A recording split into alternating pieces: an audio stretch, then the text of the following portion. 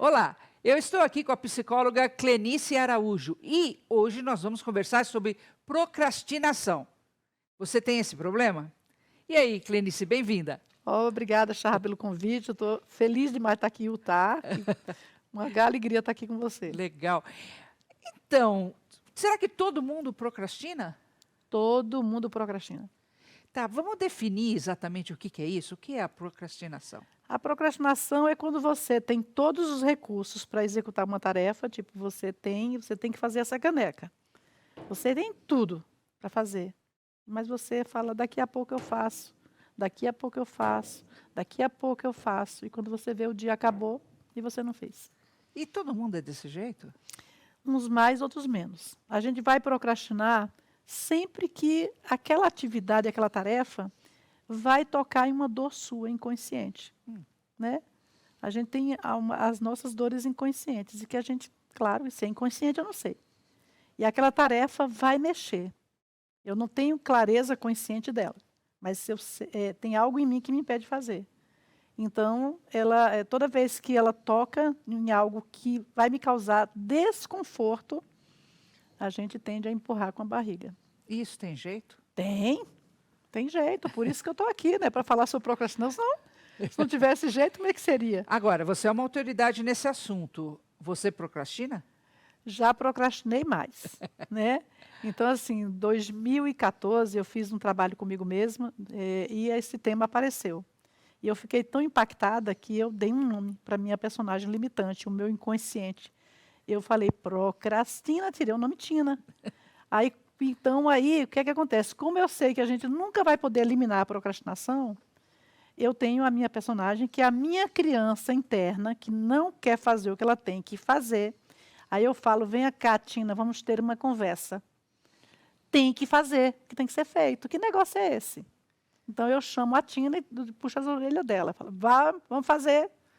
Entendeu? Uhum. Porque a gente vai procrastinar, não tem como, né? Então, assim, por mais que a gente se torne responsável e sabe o que tem que fazer, tem coisas que a gente depende da tarefa, né? Então, por exemplo, se eu vou fazer uma tarefa, mandar um projeto para você, ai meu Deus do céu, será que a Charra vai gostar do meu projeto? Será que ela vai achar incrível? Aí eu fico julgando a minha tarefa antes de você ver. Hum. Às vezes você diz, não, está incrível, Clenice. Não, não, não. Está muito bom ainda não. Deixa eu melhorar um pouquinho. E aí a gente vai procrastinando, porque eu estou com medo do seu julgamento. Olha só. Será que a coisa da procrastinação tem alguma coisa a ver com o perfeccionismo também? A vontade de fazer O perfeito? perfeccionista, ele é o campeão em procrastinar. Sério? Pô, é assim, porque ele não aprova o próprio trabalho. Aham. Mesmo quando já foi previamente aprovado pelo cliente, ele quer mais tempo para ficar ali dourando, alisando. E aí ele vai procrastinar. Ele é o campeão de procrastinação. É mais um medo ou é a coisa do desconforto? O perfeccionista, ele não se permite errar. Hum. Para ele não existe essa possibilidade de errar. Então, se eu não posso errar, eu vou procrastinar. Porque quem só não erra quem não faz nada. Se você está fazendo alguma coisa, você vai errar. E é errando que se aprende. Então, se eu estou o tempo todo querendo controlar o erro, não vou entregar o trabalho nunca. Eu já passei por essa situação de eh, encomendar um trabalho e a pessoa não entregar, e a pessoa é extremamente competente, assim, meu Deus, por que essa pessoa não entrega? Entendeu? Eu já cheguei, já chamei, assim, fornecedor e falei, vem cá, eu quero saber o que está acontecendo, por que você não entrega o trabalho? E aí essa pessoa vai me contar uma história de vida dela, que na família dela não existe a opção errar.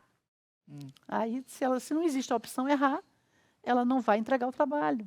Então, isso acontece muito nas empresas, das pessoas ficarem ali procrastinando, procrastinando. Tem, inclusive, um caso interessante, você que é de televisão, uma das pessoas que eu atendi, ele tinha que fazer aqui uma borboleta, né? Tem uma borboleta aqui Uhum. atrás, ele tinha que fazer uma borboleta voando. Ok. Não, não era uma borboleta, na verdade, era uma abelha. Aham. Ele tinha que fazer essa abelha voar, que era uma história de mel. E aí ele começou a querer criar a abelha disruptiva que ia fazer história na televisão. Aham. E passaram-se, parece que 45 dias, e ele não conseguiu fazer a abelha. Faltando uns 2 dias para a entrega, era uma abertura Uhum. de um programa, O produtor foi lá e chamou outra pessoa e fez uma abelha qualquer que voou e não atrapalhou em nada o sucesso do programa. E essa pessoa ficou com essa abelha entalada na garganta o resto da vida. Porque tinha que voar, a asa tinha que fazer não sei o quê, e ele ficou muito tempo nesse negócio, não perdeu o emprego, mas perdeu bastante credibilidade. E perdeu aquela oportunidade, né? Não, perdeu essa oportunidade e, mais do que isso, ficou frustrado. Então, assim, o problema da procrastinação é exatamente esse. A pessoa não faz, não entrega, mas ela sofre absurdamente. É uma ansiedade que gera, é um estresse absurdo. A pessoa não entrega, mas também não tem um segundo de paz. Fica ali o tempo todo sofrendo e empurrando aquilo. Ele falou que perdeu noites de sono. Não, esse caso, ele queria fazer uma coisa perfeita, né? A abelha é Exato, é o perfeita. perfeccionista. Muitos de nós, por exemplo, eu não sou assim. Então, qual é o impacto de só procrastinar uma coisa que você não está muito afim de fazer?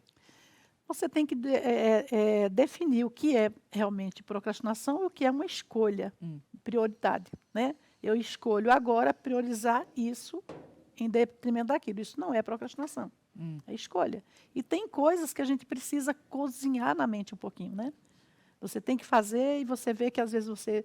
Não, e procrastinou um pouquinho. Mas que aquela procrastinação ela foi útil para você elaborar na sua cabeça um pouco mais. Então, você está elaborando, você não está procrastinando. É diferente. O que vem acontecendo hoje, que a gente chama realmente de procrastinação, é que eu chamo do império do id. Me conta isso. Isso é muito interessante, né? Porque isso, todos os livros que eu já li sobre procrastinação, e como uma procrastinadora profissional que eu fui, eu nem te conto as histórias loucas que eu fiz, porque tem uma coisa só importante para falar antes, que assim, a procrastinação, ela se fantasia. Ela se fantasia em dona de casa, jardineira, babá, cozinheira. Você tem que fazer uma coisa importante, aí você, não, mas eu tenho que arrumar a casa hoje. A casa pode esperar, mas nesse dia você resolve. Não, eu tenho que ir ali fazer compra. Ai, meu Deus, as plantinhas estão ali fora, preciso molhar. E você vai lá molhar quando você vê, passou a manhã inteira. Então, ela vai se fantasiando. Então, é muito interessante a gente observar quais são os mecanismos que nós usamos para procrastinar. Na nossa cabeça, nós não estamos procrastinando nada, nós estamos fazendo alguma outra coisa. Tá, é isso? Só que a gente está fazendo uma coisa que pode esperar em detrimento daquela que é mais importante. Porque a gente está querendo evitar o desprazer, né? O Freud fala, o que é o prazer, o que é que o ser humano faz o tempo todo? Evitar o desprazer. Aí, essa é o que eu estava falando para você e acabamos cortando o assunto. Qual é a grande questão de todos os livros que tem por aí de dicas de como parar de procrastinar? É que nenhum fala a causa real. Qual é como é que o nosso funcionamento psíquico funciona? Não, cortar tudo, volta tudo. Todos os livros que eu li até agora, eles dão dicas ótimas, maravilhosas e dão várias explicações, como o caso do livro A Guerra da Arte, que eu adoro esse livro, é o melhor livro que eu já vi sobre procrastinação. Ele fala que a gente, toda vez que você está diante de uma grande causa, da sua causa, aquilo que você veio para fazer aqui na Terra, você procrastina. Uau. Né? E aí, por que que você vai procrastinar justamente aquilo que é a coisa mais importante, a tua missão de vida? Né? Por quê, né? Porque é a coisa mais importante que eu quero. Mais importante. Eu vou procrastinar. Vai procrastinar. Porque são esses conteúdos inconscientes. Então, nós temos, por exemplo, as 3 instâncias que regulam a nossa vida. O id, o ego e o superego. Né? O id, lá no id está armazenado, no nosso inconsciente está armazenado tudo que a gente viveu na infância, e os nossos desejos e sonhos. Está lá guardado, reprimido. Né? Então, as crenças que estão, o superego dominando as nossas crenças. Então, o id vem hoje, nesse momento histórico que nós estamos vivendo o que eu digo, a era do id. Por que a era do id? Porque se você observar na casa que tem criança, é a criança que manda na casa.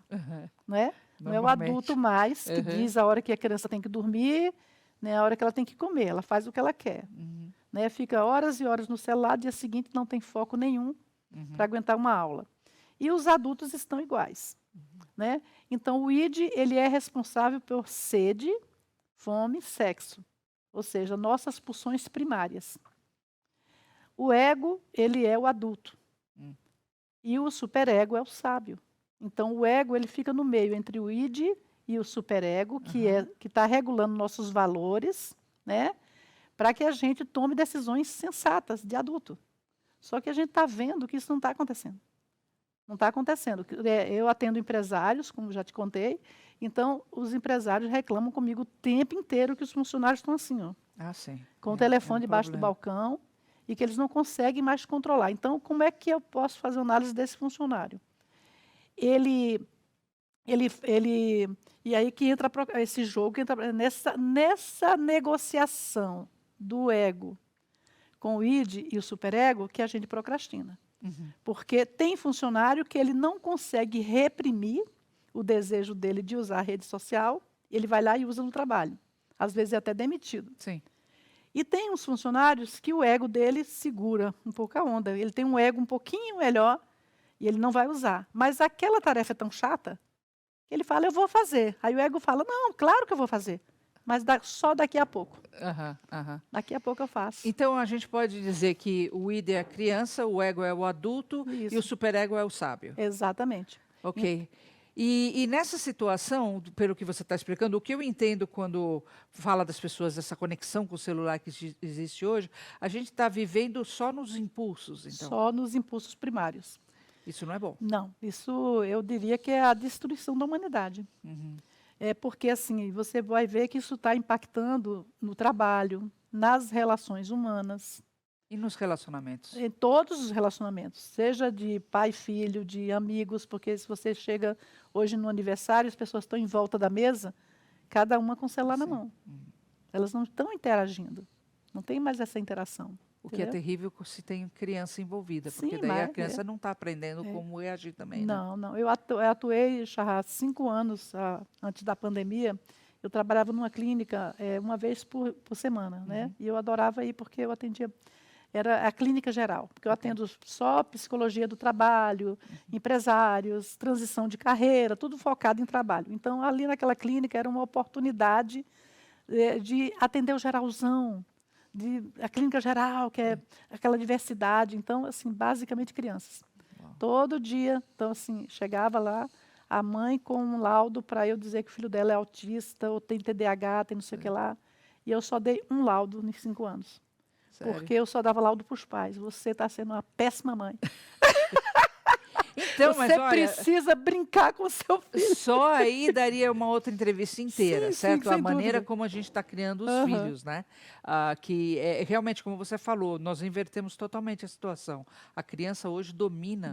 E determina. Eu estava no E supermercado a nossa um dia, criança interna está dominando a gente. Esse é o problema. Você fala de supermercado. exatamente. Não, é porque a mãe estava, sei lá, conversou comigo por algum motivo, criança de 3 anos, ela determinava o que ia comer o tempo Sim, inteiro. o tempo todo. Aí você fica, como é que pode? Porque ela ainda não tem como discernir o que é Não. bom para ela ou não. Não. Mas a criança interna também, porque a gente Do está adulto também deixando tá isso para fora deixando o tempo essas inteiro. pulsões, deixando o id tomar conta. Não, então a gente entendeu o que é a procrastinação e como a gente está Agora você deixando a parte da nossa personalidade da criança sair para fora. Mas como resolver isso? mudança de hábito. Mas não é fácil não, né? Se fosse fácil, né? Se fosse fácil, eu tinha um corpinho maravilhoso. Se fosse fácil, qualquer um faria, né? Então, assim, é mudança de hábito. Primeiro de tudo, é assim, tomar consciência. O que é que eu não quero entrar em contato? O que é que eu mais procrastino? Então, a procrastinação acontece, diria que mais no trabalho. 80% das pessoas no planeta Terra detestam o que faz. Então, esses são... Então, é por isso que a gente vê o quanto que se está procrastinando mais do que nunca. A outra questão é essa, a gente não procrastina só nossas tarefas, a gente procrastina várias coisas. Relacionamento, estou num relacionamento horrível, péssimo, mas não sai daquilo. Eu olho no espelho, não gosto de um monte de coisa, quero fazer exercício, mas me matriculo na academia, mas acho que é o pensamento mágico, entendeu? Me matriculo na academia e acho que eu vou ficar bem. O fato de pagar a academia é o pensamento mágico. Que está mandando conta que a criança tem um pensamento mágico. Como nós somos todos crianças agora, atuando sobre os instintos primários, Então, estamos no pensamento mágico também. Nossa, daqui a Achando pouco a gente vai estar acreditando em unicórnio, né? com certeza, já estamos, e daqui a pouco já estamos. Então, assim, primeira coisa é identificar qual é a tua questão. Aí, essa é a primeira coisa. Se conhecer um pouco, se observar. E a outra coisa é ficar presente com esse autoconhecimento. Aí, a partir de eu identificar que eu tenho um problema com isso, eu vejo isso claramente, aí a gente pode fazer um plano de ação para mudar. E aí não tem mudança, e a pessoa quando começa a fazer um trabalho, quer mudar tudo. Errou. Começa pequeno e pensa grande. Eu tenho várias histórias incríveis de pessoas que começaram pequeno e terminaram assim fazendo coisas incríveis. Eu não sei se eu te contei já a história de uma paciente que eu tive na clínica de álcool e drogas. Ela não, porque ela está viva, advogada, mãe de 2 filhos, mas a percepção que ela tinha é que ela não completava nada na vida. E aí, com a gente, o grupo que eu fazia parte da especialização na época, decidimos criar uma oficina. E nessa oficina a gente ia fazer com que as pessoas aprendessem várias habilidades novas, né? Porque muitos usuários começaram a fazer medicina, aí foi atravessado pela droga, não concluiu, aí já estava com 48, achava que não estava mais. Outro tinha começado tal coisa, não concluiu. E aí essa moça, ela já tinha OAB, inclusive, porque você sabe que todo mundo se forma advogado, mas ser advogado tem que ter OAB. E é mais difícil que passar em um vestibular. E ela tinha tudo isso, mas ela não queria fazer aquilo, ela queria fazer outra coisa da vida, não gostava também do que fazia. E aí, quando a gente foi inaugurar, conseguimos lá um espaço, lá na UFRJ, na Praia Vermelha, lá no Rio. Quando a gente foi decorar o espaço, cada um se voluntariou para fazer uma coisa. E ela decidiu que ela ia fazer um porta-retrato, 20 por 30, para colocar a foto da equipe, do pessoal todo lá. E aí foi chegando perto da inauguração e nada dela ia, não ia mais às sessões. Aí eu, a gente lá ia atrás mesmo. Aí liguei. Ai, como é que você está? O que é que houve? Não veio mais às sessões? Ah, doutora, a senhora sabe, né? Que eu nunca completei nada na vida. E eu não completei o quadro. Eu estou com vergonha de porque eu não completei o quadro. Eu falei, mas não inaugurou ainda. Ainda temos tempo para você terminar o seu quadro. Isso era sexta-feira. Eu falei, a inauguração é terça. Até lá, dá tempo de você fazer 10 quadros, imagine um. Aí tá, beleza, que chegou o dia da inauguração, o quadro estava lá. O quadro estava lá. Aí, nossa, ela completou. E aí depois ela pulava no grupo lá de alegria. Eu completei o quadro. E eu saí do IPUB em 2007, que eu fiz a especialização lá e depois ainda fiquei fazendo parte de algumas pesquisas e tal. Fiquei 5 anos nessa história da clínica de álcool e drogas. Passado alguns anos, eu estou um dia em Botafogo, no Rio. Quem conhece o Rio sabe, conhece. Numa lanchonete, à tarde, pedi lá um café e um cakezinho. E daí a pouco eu escuto uma pessoa me gritando, doutora! Aí eu falei, meu Deus, que é isso? Tomei um susto. Era ela. Aí veio, me abraçou e saiu me arrastando. E eu tentando pegar o lanche e ela me arrastando. Vem cá, vem cá, vem cá. Me levou numa loja. A coisa mais linda, mas tinha inúmeras peças de mosaico. De uma delicadeza, de uma beleza. Que eu fiquei assim, tudo culpa sua. Aí eu falei, como assim? Aquele telefonema. A senhora falou, é a sua chance de concluir. A gente não lembra, né? A gente fala. Ela falou que eu disse para ela, venha, traga o quadro, é a sua chance de concluir alguma coisa. E aquilo marcou. E ao terminar aquele quadro de 20 por 30, essa mulher cria um negócio. E mudou a vida E dela. mudou a vida dela. Bacana. Ela estava usando droga, se acabando, entendeu? Se matando. E essa Agora, pessoa olha que escolhe legal. viver a partir do fantástico. momento que ela para de procrastinar e termina uma coisa. Fantástico. Então, eu digo e afirmo, é possível mudar a procrastinação. Eu mudei bastante. Eu eliminei a procrastinação? Não, ninguém vai eliminar. Mas a gente pode chegar aos nossos 80%, 90%, porque, eu vou te falar, Charrá, tem uma questão muito séria. Qual é a questão que eu acho muito séria? É o seguinte, nós temos a mania de ser íntegro com os outros. Você falou, Clenice, 7h30, vou passar para te pegar. E eu estava às 7h30 pronta. Agora, se eu digo para mim mesma que amanhã, 7h30, eu vou sentar aqui, está toda arrumada, pronta, a gente entende, pode ser 7h40, pode ser 7h45, é comigo mesma. E esse é o maior erro de todos nós. Porque a gente precisa, antes de ser íntegro com o outro, ser íntegro com você mesmo. Eu digo sempre, Não faça dívida com você, faça dívida com Deus, faça dívida com o banco. O banco perdoa. Pelo menos no Brasil, depois de 5 anos, o senhor não está limpinho. Entendeu? Aham. Deus, ai, vai lá, Deus, por favor, Deus é tão bonzinho, nosso Pai, né? O Pai sempre perdoa. Agora, seu subconsciente não te perdoa. É Então, quando terrível. você cria uma dívida com você, você está ferrado. Porque você não faz, mas o teu consciente fica ali, ó, te chicoteando o dia inteiro. Você já viu que o procrastinador é um ansioso? Hum, Ele está sempre estressado. tá, né? Está sempre estressado, porque não cumpriu. E aquela guerrinha interna. Não faz, mas não tem sossego. Então, gente, procrastinar é um gasto de energia. Que não vale a pena. Não vale a pena. Não, no caso dessa paciente que você contou, você foi o agente que abriu os olhos para ela. Agora, tem algum exercício, alguma coisa que a gente possa fazer para facilitar esse processo e parar de procrastinar? O exercício é exatamente esse que eu falei há pouco. Identificar o que é que eu mais procrastino. Primeira coisa, identificar. Segunda, por quê? Qual é a dor que eu estou evitando? Então, vou dar um outro exemplo. Eu atendi agora, recentemente, um paciente, que inclusive faz parte do grupo lá, né? E essa pessoa veio, saiu, viajou 6 horas de carro para vir ao evento em Orlando. Ok. Conseguiu que o patrão liberasse para fazer o evento de 3 dias e chegou lá, não conseguiu ficar presente. Ai, porque vão fazer merda no trabalho, meu Deus, não vou conseguir, nananana. E ele ficou tão agoniado porque ele não conseguia estar ali no evento. O corpo dele estava ali, porque às vezes a gente faz isso também, É. lá abandona o corpo em algum lugar e foge, né? Aham. Aí o corpo dele estava ali, mas a cabeça dele estava no trabalho que ele tinha deixado lá na Carolina, não sei das quantas. Aham. Entendeu? Porque tem duas. É. E aí, quando ele veio para mim, aí quando chegou no domingo de manhã, o evento ia acabar 8 da noite. Domingo de manhã ele pegou o carro e voltou para casa. Olha só, não Porque ele não aguentou. Aí eu falei, o que é que você estava evitando? Uhum. O que é que ele estava evitando? Então, essa pessoa estava num processo comigo de transição de carreira, de sair de empregado para ter o seu próprio negócio. Empreendedor. Aham.